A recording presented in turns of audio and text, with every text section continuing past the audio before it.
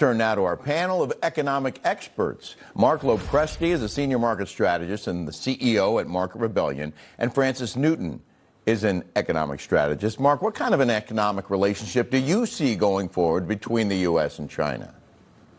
Well, good to be with you, Rick and Edie. And look, I give President Trump a ton of credit for the level of decorum and diplomacy that he's displaying.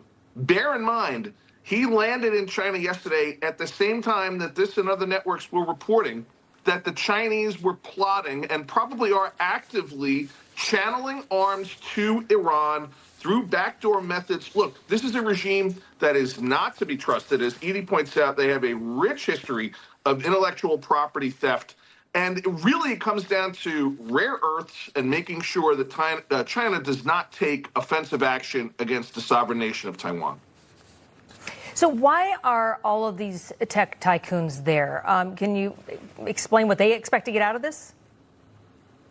Yeah, well, I think as the congressman just said, he called it a flex. I love that. I think it is part of the president sort of displaying and reminding Comrade Xi of the economic strength of the United States, of the technological strength of the United States, and reminding them of how important the U.S. is to China as a trade partner and as potentially a technology partner. But I mean, look, guys, it's not just getting a trade deal done. It's having China respect that deal after it's signed. And those are the big concerns that I have. Okay, good point. Francis, I want to ask you about a recent op-ed entitled "There's No Need to Fear China's Economy." The article says the world's most important, profitable, and sophisticated companies sit largely in the United States and the Western Bloc, and China's own export machine is dependent upon their investments. In a sudden, all-out decoupling between China and the West, the short-run impact would hurt China's economy between 5 to 11 times more than the United States. Do you agree with this overall viewpoint that the U.S. has no reason to fear China's growing economic stature? Yes, I do largely agree with that. I mean, I would like to reverse engineer the math, but it's just math and chess, okay? China has 30 trillion in GDP, the US has 30 trillion in GDP, which is 26% of the world's GDP. China only has 19 trillion in GDP, which is 17% of the world's GDP. That is quite a discrepancy when you look at how they are going to close that gap when they are net exporters. And Trump is just saying, no, we are not going to give you access to our consumer if you are going to continuously undermine us. So that was something that occurred. This entire Strait of Hormuz and Iran thing was part of the chess match to hinder China's GDP in order to create leverage for these trade talks. Trump is trying to overhaul the calculation of GDP and take us from a super government spending model to trade revenue as being part of that calculation.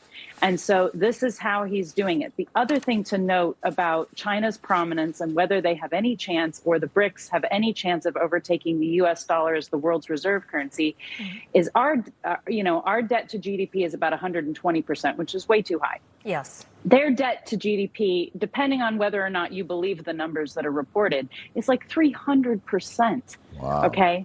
And they are totally dependent upon the United States consumer. And the other thing is that the bond market is Trump's Achilles heel, because when those yields go up, that threatens our consumer.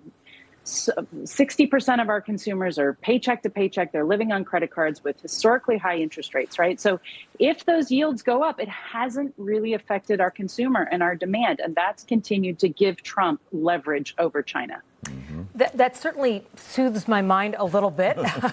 But Mark, let me go back to you, because I see all of these CEOs there, but we know that the world is a very small place these days. And so I go back to the issue that we had with Hong Kong, where information from U.S. companies. So you say you're one corporation, you're having a meeting discussing negotiations with another U.S. company, but the information goes through servers in Hong Kong, China, and then comes back in.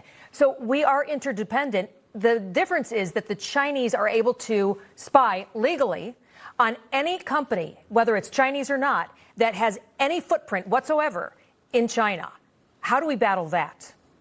Yeah, I mean, listen, we could nerd out on the data thing all morning, and you definitely struck a chord with me because we're actively invested in and supporting companies whose entire mission is to shore up our cybersecurity moat.